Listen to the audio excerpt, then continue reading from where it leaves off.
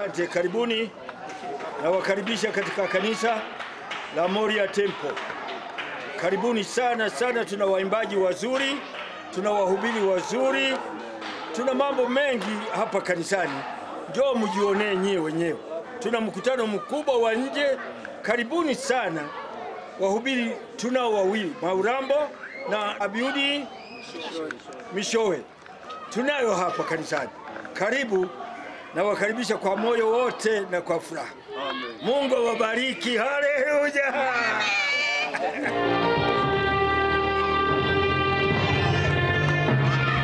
Bwana Yesu asifiwe sana. Najua mnanifahamu, ni kijana wenu. Mungu ameniokoa na ninamfurahia Mungu kuwepo mbele ya viwanja hivi. Amen. Mzee wangu Mwanjaongo na mheshimu sana kwa sababu amenisaidia mengi katika utumishi huu. Amenionya mengi mpaka naziona baraka. Hivyo ninamheshimu sana sana sana, sio kwa unafiki. Unajua Mungu ukiwa una unafiki anajua ndani. Na yeye mzee wangu naona anaelewa kabisa. Nashukuru Mungu aliyemponya. Kwa jina naita Askofu Mkundwe Zebadia Mwakatage. Niko pale juu pale. Ninashukuru Mungu sana, wabariki. Hebu mpenzi makina rafiki yetu, mpendwa wetu, mhubiri wa kitaifa na mwimbaji Abiudi Mishowe, naomba tusimame wakati anainuka hakuleta neno la Mungu. Naye si mwingine ni mtumishi wa Bwana Abiudi. Piga makofi mengi, haleluya.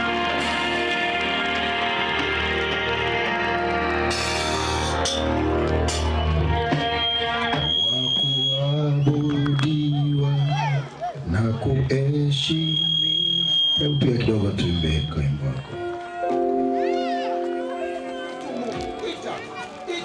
Acha tuwe pia kwanza wa kuabudiwa na kuheshimiwa ni wewe.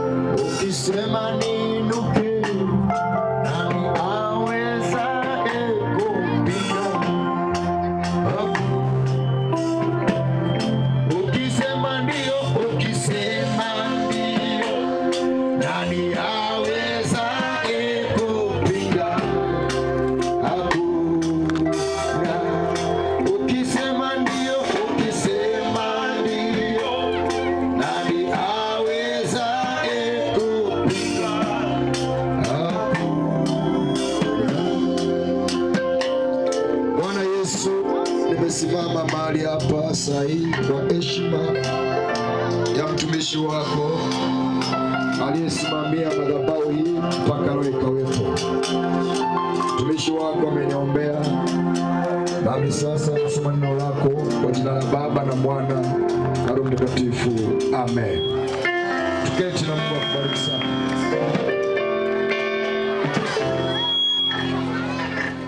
Amen.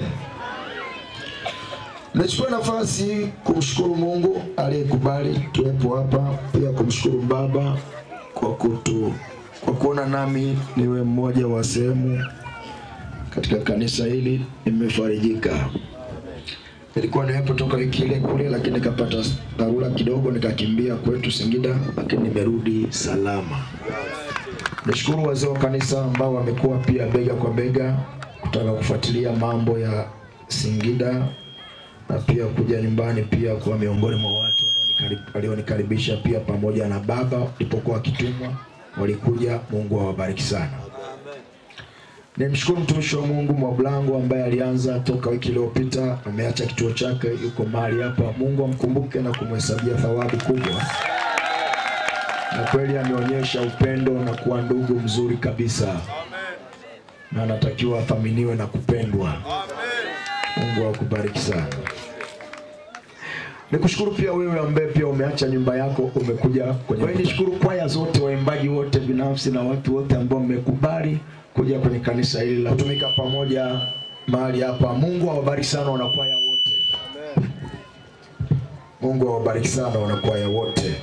Amen. Na wewe pia ambaye umekuja mwalikwa, Mungu akubariki sana. Nitasoma andiko moja, Samueli wa kwanza 22 mstari wa kwanza na wa pili. Nitakusalimia kwa maneno machache, alafu kesho nitawahi tena mapema zaidi. Nitakuja na CD zangu kabisa niimbe vizuri zaidi. Leo nimesahau na CD, lakini kesho nitaimba vizuri sana kwa msaada wa Bwana kama tutaamka wazima. Amen. Maana Yesu anaweza karudi tukaondoka sasa hivi na tukapotea na tusijuane tena duniani. Tuna safari my friend. Tuna safari alafu inatisha. Mimi na watoto 6 na mke mmoja alafu na watoto 6 nusu dazani. Na nusu dazani ya nguvu. Watoto wa kike na wawili wa kiume. Lakini walipopatikana wawili wa kike na wawili wa kiume, kuna mmoja wa tano akasema na mimi nakuja. Nikamwambia njoo, hakuna shida. Tulipozaliwa tuko watoto 10, mimi ni mtoto wa 9. Tulipozaliwa ni watoto 10, baba mmoja mama mmoja, mimi mtoto wa 9. Ndio maana watoto walipokuwa wanakuja nilikuwa nawapokea kwa mikono miwili, tofauti na wewe ambao uko hapa kwenye mkutano unanisikiliza. Kwa sababu hapa kwenye mkutano kuna watu ambao wameua damu zisizo na hatia, wametoa mimba, wako watu humu, na wengine ni wanandoa wanapatana kwamba tuue huyu amewahi kabla ya huyu, wanaenda kuua, lakini walichokuwa wanakiua wakijui. Lakini leo nitakwambia, baba na mama yangu au mama angeamua kunikata mimi, au baba na mama wangesema tumechoka, tunakwenda kukukata tupumzike, nataka nikuambie walikuwa wanaenda kuua mtumishi wa Mungu. Na ndio maana baba na mama, kwa sababu waliniacha, na ndio maana na mimi nikasema nitawaacha watoto wao. Ngoja nikwambie, Mungu ana mafumbo sana. Mimi ni mtoto wa 9, lakini mimi ndio mtoto ambaye nimewajengea wazazi nyumba.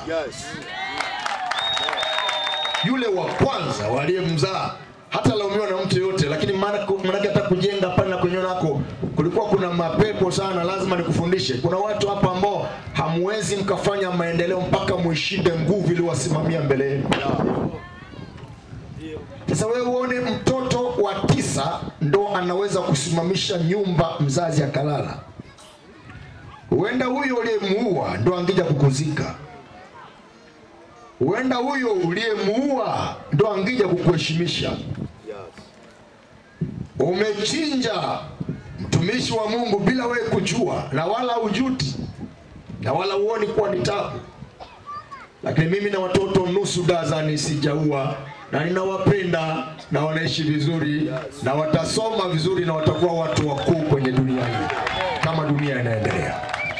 Sasa nisome neno hili, Samueli wa kwanza 22 mstari wa kwanza na wa pili. Basi Daudi akaondoka huko akakimbilia pango la Adulamu, Ndugu zake na watu wote wa mbari ya baba yake waliposikia habari hiyo wakamwendea huko, na kila mtu aliyekuwa katika hali ya dhiki, na kila mtu aliyekuwa na deni, na watu wote wenye uchungu mioyoni mwao wakakusanyika kwake, naye akawa jemedari wao. Nao waliokuwa pamoja naye walipata kama watu 400.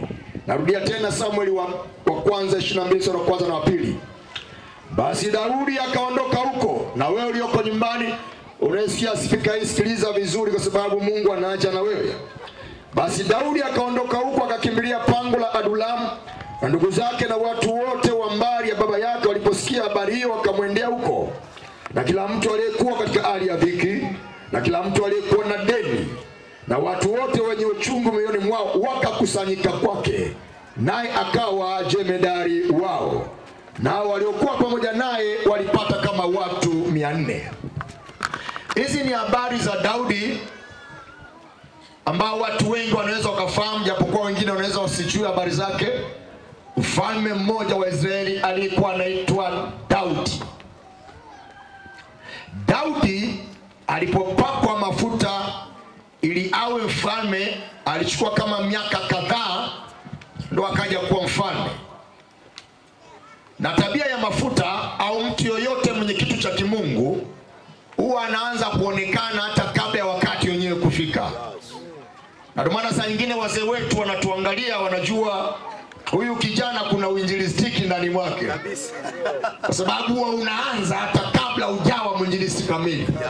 Huyu ni mwalimu, huyu ni mchungaji. Huyu mtu yoyote mwenye kitu cha kimungu huwa kinaanza kuonekana hata kabla hajaingia kazini. Daudi Mungu alimpenda na alishamjua kabla. Wakati wana wa Israeli wanadai, wanasema tunataka mfalme, wakati Mungu alitaka kuendelea kuwa mfalme wao, wakapiga kelele sana. Mungu anamwambia Samueli, wamemwona na kijana mmoja mrefu mwenye mabega makubwa anaitwa Sauli. Mungu akasema sio shida, kama wanamtaka Sauli, chukua mafuta kwenye chupa, nenda ukampake awe mfalme. Chukua mafuta, si wamempenda wenyewe. Chukua mafuta, nenda. Samueli akachukua mafuta kwenye chupa kama haya ambao mnauziwa, mnapakwa haya, na wala hata msijue maana yake. Mtakuja kufa kabla ya wakati kabisa. Na mimi nakwambia, ukiona kanisa lolote la tumia mafuta, chumvi, sabuni, likimbie mchana mweupe. Nakufundisha vizuri. Wakampaka Sauli awe mfalme. Lakini Sauli hakuwa chaguo la Mungu. Hakuwa chaguo la Mungu, lilikuwa chaguo lao wenyewe. Na ndio maana kuna siku Sauli akaacha maagizo ya Mungu, akafanya kama mapenzi yake alivyo.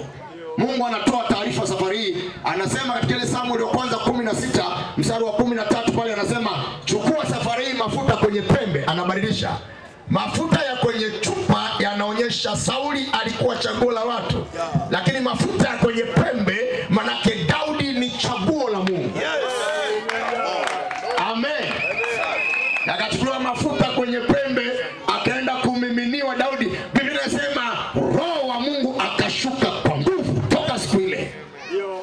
Alafu Samuel alipomimina mafuta akaenda zake Rama. Sikiliza, mafuta yakaanza kufanya kazi. Ndio hapo na Daudi akaenda kumuua Goliath. Sifa zake zikazidi kuongezeka. Unaweza ukawa na mafuta na sifa zikaongezeka, lakini bado unyenyekevu ni swala la muhimu kwenye maisha ya mtu. Na ndio maana bado Daudi alikuwa anaheshimika, lakini hakutamani hata kuona baba yake Sauli anauliwa kizembe, kwa sababu mtu yoyote mwenye roho ya Mungu ana adabu na heshima.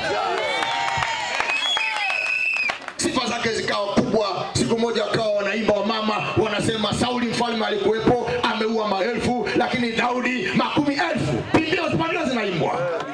Wivu kamwingia Sauli. Huwa nafundisha hakuna dhambi mbaya kama wivu. Kwa sababu mtu yoyote mwenye wivu ndani yake ana roho ya uwaji. Mtu yoyote mwenye wivu akiona duka lako limekufa atafurahi. Akiona ndoa yako imevunjika atafurahi. Akiona huduma yako imekufa atafurahi. Akiona gari yako imepata ajali. Hakuna dhambi mbaya nyingine ambayo watu hawajafahamu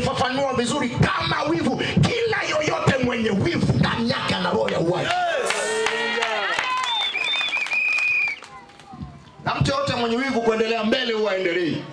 Hata wewe mwenyewe uko hapa una wivu, unajijua. Angalia ulivyo unavyoishi. Iangalie sebule yako, angalia chumba chako. Si uko hapa una wivu. Sana sana unaweza kujifunza tu uchawi, kuua wengine. Sababu ya huo wivu. Mchawi kitu kimoja kinachomtesa, kingine ni wivu. Na ndio maana mchawi anaweza kukua kwa sababu ya kilo moja ya nyama. Umechika kilo moja ya nyama, usiku unaanza kugaba. Unamsumbua. Wivu ni roho mbaya mno. Sauli akawa anatafuta kumuua Daudi. Biblia inasema sasa hichi kitabu, ndio Daudi akaondoka akakimbia kwenye bonde moja la Adulam. Amen. Mnanielewa nyewe ndugu wasimike? Amen. Sema amina kwa nguvu na kila mtu aseme amina kama mkuja hapa. Sema tena amina. Kama useme rudi nyumbani, lazima wewe unasikiliza nayo kuambia hapo. Wewe umetoka nyumbani umejua hapa ni sehemu salama. Utufuatilize sisi.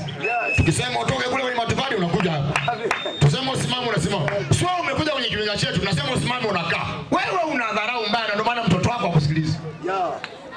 Hauwezi ukashindwa kusikia maneno yanayotoka kwa Mungu. Halafu ukataka utaweza kusikia maneno mengine huko. Hata huko amtaelewana. Na maana yeye anaambia mtoto wetu chukua hata sukari. Hivyo hivyo sababu ya mambo hapa. Tumesema tusimame umekaa tu unaangalia.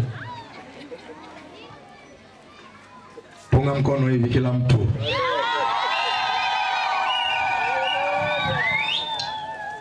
Akawa anamtafuta ili amue, akakimbia kwenye bonde moja liloitwa bonde la Adulam. Ninapenda sana hii habari. Sikiliza. Alipokimbilia kule kuna watu wa aina tatu wakamfuata Daudi. Hebu sema watu wa aina tatu. Walimfuata Daudi. Sikiliza sasa. Wa kwanza walikuwa ni watu wenye dhiki. Sema dhiki. Wa pili walikuwa ni watu wenye madeni. Sema wenye madeni. Kama wewe hapo ulipo hapa. Hapa ulipo hapa. Una madeni hapa na unafurahia huo mkutano unasema tena bora usishe uendelee ili usiende nyumbani. Mkutano lazima uishe na uende nyumbani. Amen. Hatuwezi kukaa hapa mpaka jioni sababu ya madeni yako. Lazima uondoke. Walimfuata Daudi wengine wenye madeni. Watatu sema ni watu wenye uchungu mioyoni mwao. Biblia inasema Daudi akawa jemedari wao. Sikiliza sasa. Kwa tafsiri rahisi manake Daudi alifungua kanisa la watu 400. Maana waliofuata Daudi walikuwa ni watu 400. Ila hakuna mtu mwenye raha. Walikuwa ni watu wenye dhiki, wenye madeni, wenye uchungu. Afu Daudi akawa jemedari wao. Manake Daudi alifungua kanisa ghafla la watu 400 ambao hawana sadaka. Unanisikiliza ninachokwambia? Yes. Yeye mwenyewe hana chakula, yeye mwenyewe anatafutwa wawe, alafu akapata ghafla kundi la watu 400 wenye madeni, wenye dhiki, wenye uchungu mioyoni ambao maisha mjini yamewashinda, wakasema tunaenda kufa na Daudi porini. Mungu mkono namna hii. Na ndio maana nampenda Yesu kwa sababu Yesu alijua kwamba siku moja atambariki Daudi. Alipojua atambariki Daudi akasema nitambariki Daudi pamoja na kina nani? Nitambariki na wenye madeni, nitambariki na wenye dhiki, nitambariki na wenye uchungu moyoni. Sasa nianze kufundisha. Punga mkono hivi. Punga mkono hivi akili sitarudi hapa. Sema anza kufundisha. Naanza kufundisha. Dhiki ni nini? Dhiki ni nini? Dhiki ni nini? Namba moja. Dhiki ni mateso yaliyopita akili za mtu na hayawezi kutatuliwa na mtu yoyote yule isipokuwa Mungu peke yake. Kisikia mtu huyu ana dhiki, kwa tafsiri rahisi, ana mateso yaliyopita akili za wanadamu na hayawezi kutatuliwa na mtu yoyote yule. Anamhitaji nani? Mungu. Nikupe mfano mdogo wa watu wenye dhiki. Leo nitaishia kwenye dhiki. Sitaongelea kwanza hata madeni, kwanza nitaacha kwanza. Maana madeni nayo na shughuli yake. Na kwa uzoefu wangu wa madeni, watu wengi wenye madeni mbinguni hawaendi. Kwa sababu madeni na uongo ni mapacha. Mtu yote anayedaiwa lazima awe mwongo. Labda kama wakudai vizuri. Wewe si uko hapo unadaiwa, unajijua. Uliwajibu nini watu jana? Unasema una mpango mmoja si wa hela au una cha mpango na cha nini? Mjomba ataleta hela, mjomba ataleta saa ngapi? Wewe muongo. Kaji yako amekwambia benki. Nimekwambia benki iko mfukoni, hauna hela, unadaiwa. Mimi nafahamu mambo haya. Mimi sikiliza. Wewe nikwambie, unaona nimepaka suti ya blue. Mimi nilichateseka huko nyuma, nilipigika. Maisha yanajua, madeni yanajua. Ni Mungu amenipumzisha. Na kwa taarifa yako sasa ni kwamba labda na suti ndo haka nawe na nyingine kesho ndavaa. Sidhani labda ndo iko hivi. Ziko na nyingine kesho ndavaa. Nilipigika, nafahamu maisha haya. Ukisikia ule wimbo unasema nikifikiri maisha yangu, mapito nayopitia, taabu na shida, uzani mchezo. Mwanaume nilipigika, nikapigika. Mke wangu mtoto wa pili nimemzalisha mwenyewe, sina hela na 150. Saa 2 usiku chungu namshika. Anasema akakope hela unipeke hospitalini, naambia nitakopa wapi? Kila mali nadaiwa. Watu wanatukana kama nini. Nikamwambia leo sitoki. Saa 2 usiku, saa 3, saa 4, saa 5. Anasema uende kukopa, nasema ishakuwa saa 5. Saa 10 usiku na kesha naye chumbani. Anasema sogea umpokee mtoto. Nampokea mtoto, sina hata boxi. Namuuliza mama, nilifungua mtoto kwa mkono, unakataje kitovu? Mambo ya hatari. Anakuambia funga uzo, nakatia juu. Nafanya mchezo. Maisha hayo. Unaweza ukaishi maisha bila kubeba mpaka ukakoma. Lakini yuko Mungu anaweza kumkumbuka mtu. Yuko Mungu anaweza kumsaidia mtu. Yuko Mungu anaweza kumheshimisha mtu. Mwanamke amejifungua tela, supu hauna. Alafu kesho nina mtihani chuo cha Biblia. Na ndio nilikuwa nataka kwanza kujisomea tu, ndo uchungu na mwanzo. Nimemwacha mwanamke hana hata supu ndani. Naenda kujibu mtihani kwanza. Nimeenda kujibu mtihani, alafu Mungu alipokuwa komando, ule mtihani nilipata 100 kwa 100. Sasa je, ningekuwa sijazalisha singepata 150? Kwanza nimezalisha tu, nimepata 100 kwa 100. Ningekuwa sijazalisha ningepata 150. Maisha nayajua, nisikilize hapa. Andiko la kwanza ninahubiri mjini kwenye radio ni andiko hili. Kwa sababu Mungu aliniambia popote utakapoenda, shughulika na watu hao aina 3. Watu wenye uchungu, walioumizwa, wana vidonda vinavuja damu. Kwa hapa wanaonekana kama wako salama, lakini moyoni wanatoa machozi. Shughulika nao wenye uchungu. Shughulika nao wenye madeni. Amen. Shughulika nao wenye uchungu na wenye dhiki. Yes. Dhiki ni mateso yaliyopita akili za mtu. Hayawezi kutatuliwa na mtu yoyote yule anamhitaji Mungu. Kuna watu wengine unawaona wako humu ni kama wanakaa salama, ni nyumba zao zinaonyesha nje, lakini kwa ndani wakitokea wana maumivu makubwa. Nisikilize, ndio maana mchungaji mwanzo wangu ameweka mkutano huu, na hata kama hujisika kufikie, na kama una dhiki wiki Mungu akusaidie. Ni mateso yaliyopita akili za mtu, hayawezi kutatuliwa na mtu. Sikiliza mfano wake. Siku moja ninahubiri Iringa. Kijana mmoja anakuja amevaa suti nyeusi nzuri, ana macho mekundu. Anasema, mchungaji, nina mateso na silali usiku. Namwambia, una mateso gani? Anasema, kila napolala ninamwona mama mzazi anakuja, ninazini naye. Kama sio mama mzazi ni dada zangu. Ni kila usiku, mpaka usiku nimeuchukia.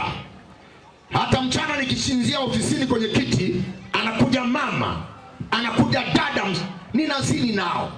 Nimechoka kuona utupu wa mama yangu.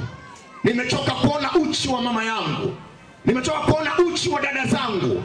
Mungu wako anihurumie. Anitoe kwenye hili tatizo. Hiyo ndio dhiki. Hilo tatizo huwezi kulipeleka hospitali ya Muhimbili wakakuelewa. Huwezi kulipeleka kambi ya jeshi wakakuelewa. Huwezi kulipeleka kituo cha polisi wakakuelewa. Ni teso linalomhitaji Mungu. Nami nikamwambia, wanaolala na wewe sio mama yako wala sio dada zako, ni jini la kike linalochukua sura ya ndugu zako ili kukufadhaisha. Na leo tunaliapisha hilo jini kwa damu ya Yesu. Toka, mwachie huyu kijana. Hiyo ni dhiki. Siku moja saa 8 usiku huwa anajitaga mchungaji Abiudi Mishori, rafiki wa wenye matatizo. Na ndio maana hata simu yangu naonja nao sana wenye matatizo kuliko watu wenye raha. Nimekuwa rafiki wa watu wengi kutokana na nyimbo nazoimba, nyimbo za maombolezo na maombi mengi. Kwa watu wengi wenye mizigo wanasikia kunipigia. Ninasikia mambo mengi mpaka wakati fulani masikio yanawasha. Siku moja saa 8 usiku nikaweka loudspeaker, simu inaita. Nikamwambia sema wewe nani? Anasema mimi ni binti mmoja, niko mkoa fulani. Baba yangu mzazi, anaongea huko analia, baba yangu mzazi alinibaka. Aliponibaka mimi sijawahi kulala na mwanaume yote, ila wa kwanza ni baba yangu aliyeniingilia kitandani mwangu, chumani mwangu. Aliponibaka nikapata ujauzito. Sijaweza kutoa ujauzito maana sijui mambo haya. Hivi ninavyoongea nimejifungua mtoto wa baba yangu mzazi. Kwa nini nakupigia? Nakupigia kwa sababu baada ya kujifungua naendelea kuona nadhoofika na mtoto anadhoofika. Nimeenda kupima leo, nimekutwa nimeathirika mimi na mtoto. Nimesikia wimbo mmoja ukimbwa, tenda muujiza mwaka usipite. Nataka nikwambie, uwe shahidi, uambie na walimwengu wengine, yuko mtu aliyewahi kuteswa na baba yake, aliyewahi kuonewa na baba yake, na leo hii inaenda kuwa. Nikashtuka na mama nikashtuka kitandani, nikasema usijiue. Dunia imekutenda jeuri, lakini Mungu atakusaidia. Yes. Dunia imekonea, lakini yuko Mungu atakutetea. Analia kilio cha uchungu. Nikaanza kumwombea sala ya toba. Nikakata simu yake, nikanunua kwenye M-Pesa, nikampigia, nikaanza kumwelekeza, na kemea roho ya mauti, na kemea roho kata tamaa. Yani baba aliyemzaa anatia mimba, anatia ukimwi, vyote anatia baba aliyezaa. Takuwa mgeni wa nani? Ndio watu hao sasa waliomfuata Daudi poli. Wakasema hatuna mtu mwingine, tutakuja kufia poli. Mjini tumeshakataliwa na wazazi wetu. Hata wewe unaweza kaa huko hapo umekataliwa na mzazi wako. Mjini tumekuja tuwa mimba na waliotuzaa. Haya mambo yanaendelea kila siku, na wengine wanapaka watoto wao kwa sababu ya mali. Na ndio maana kila siku nawapiga watu kwenye maombi. Nasema haiwezekani mtu mwingine kukaa salama kwa ajili ya damu ya mtu. Tunapiga haya maroho kwenye Mbeya. Maroho yoyote ambayo yanatumia dawa za damu za watu, ambayo yanaua wengine kwa faida zao binafsi, na nyumba zao ziwaangukia, wanadabu, na magari yao yaache njia, wanadabu. Hauwezi ukatesa roho ya mtu kwa sababu ya tumbo lako binafsi. Dunia inakuwa kama haina wasemaji, kama haina wakalipiaji, kama hamna wanaongea, na wewe mwenyewe utambua habari Yesu unakuwa jeuri. Wakati alafu mimi kuna watu nyinyi na wanaume wengine mpaka anakoka eti unamdangania. Unakatana mwanamke ameokoka au unaakili wewe? Ni bwana ubizi mmoja chuo kikuu pale Dar es Salaam ameita habari, wale wasomi wako kwa mbalimbali wanaifanyaga wanaakili, alafu wanaitikia kisomi eti yes point. Yamekaa mbalimbali hayaje, yamekaa mbali yaifanya na akili. Kumbe mule ninahubiri. Baada ya kwanza kuabudu wakaja kuokoka wale machozi. Kumbe mule wakati ninahubiri kuna mwanaume ambaye anabakwa usiku na alikuwa ndo tayari ameshakata tamaa na hata chuo. Mwanaume anafanya mwanamke, alafu anafanya unasongea Kiingereza unakijua kinyanyusi. Wewe badilika, wewe achana mambo yako hayo. Sikilizeni kina mwanzo wangu hao wazee waheshimuni. Tena sisi tunajua siri nyingi kuliko mnavyofikiri. Wanaume wote wenye viburi nyinyi mlioko nyumbani na mlioko hapa, waacheni watoto wenu na wake zenu wasali. Na wapo ushauri wa bure. Ni ulinzi wenu na usalama wenu mwenyewe. Siku moja mama mmoja anasema, mchungaji, nina uchungu moja na watoto sio wanne sio watatu sio ngapi. Kuna uchungu gani? Anasema naishi na mume lakini watoto wote sio wa kwake. Sio wa kwake hao watoto wote. Sasa leo nataka kumzalia mtoto, tumbo limekataa, niombe Mungu wako anisamee. Mwanaume anatunza matoto yamejaa mashavu hivi, anasuka shule nzuri, yanamwita dadi kumbe anamdanganya. Alafu ukiambiwa utoka na mfano unajua nini? Kaangalia kisogo cha mtoto wako na cha kwako kama vinafanana. Wewe unaweza ukajua ulikuwa mchungaji wewe. Wewe unaweza kudharau si barabarani. Wewe una akili timamu. Unamdharau mtu ambaye Mungu amempa kidole ya kuangalia. Unamtema macho unavyotaka. Unaona watu wajinga. Wakati hapo unalea watoto wengine. Kisogo chao kimeenda hivi au kimeenda hivi hata uone. Naifanya mjanja. Wewe okoka wewe, hauna ujanja hapa, ni kusali tu sahihi. Kuna mimi naweza nikahubiri na sala toba nisikuite. Ujanja ukoka yeye mwenyewe. Na watu wakorofi, viburi vingi na jana mwiko mbele. Hujuia dakika moja kesho lakini mdomo mrefu. Usemi, wewe umeumba wewe ambaye unaamka asubuhi tu mdomo umeshaanza kunuka. Je, ukiata siku tatu? Kwa nini usimwogope Mungu aliyekulea? Aliyekuzaa, aliyekumba, akakupa macho na masikio. Nikamwombea yule mwanamke kwa machozi na mke wangu kaza kumwombea. Mpaka leo anaendelea. Akairisha na kujiua. Na mtoto anaendelea. Lakini kuna watu wabaya Ngoja nikwambie dhiki, ngoja nikwambie. Kwa nini mfano mwingine wa dhiki? Kuna binti mmoja akasema hivi, yuko Dar es Salaam, akapiga simu akasema, mchungaji, kila ninapolala kuna mwanaume anaingia ukutani, ukuta unapasuka anaingia kila siku, na baba na mama hawajui. Binti mwenyewe yuko tu anasoma form 2, maskini ya Mungu. Anasema huyo mwanaume akiingia ananishika kwa nguvu, ananigeuza, ananitenda vibaya kinyume na maumbile. Mchungaji, wazazi wangu hawajui, nimeharibika, sina hamu ya kuishi. Hao ndio watu ambao Yesu aliandaa Madaudi ambao ni watumishi wake, ili wawaeleze habari njema, wawaombee, wawakumbatie, mateso yao yaishe kama wana masikio. Kama wana masikio.